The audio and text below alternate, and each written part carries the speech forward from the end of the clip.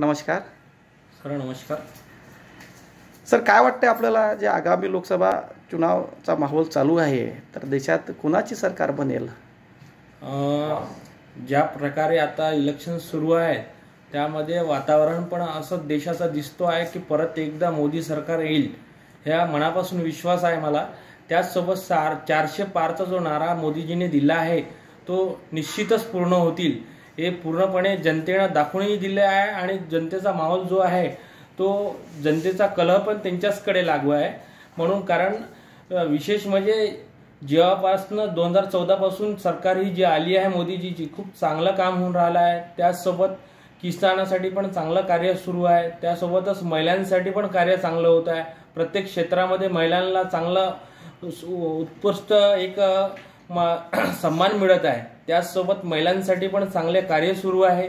प्रत्येक क्षेत्रामध्ये महिलांचा वेग पण वाढत आहे आणि प्रत्येक नोकऱ्यामध्ये वगैरे महिलांसाठी खूप चांगल्या प्रकारचं एक नियोजन चालत आहे।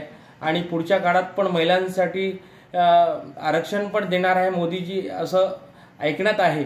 म्हणून मोदी सरकार खूप चांगलं कार्य करत आहे आणि निश्चितच ते परत येतील। याचसोबत देशामध्ये पण खूप चांगलं कार्य करून राहिले आहे। विदेशामध्ये पण बघत असाल तुम्ही तर विदेशामध्ये पण आज भारताचं नाव चांगल्या प्रकारे एवढा मोठ्या नेत्यामध्ये गिल्ल्या जाऊन राहिला आहे मोदीजीला।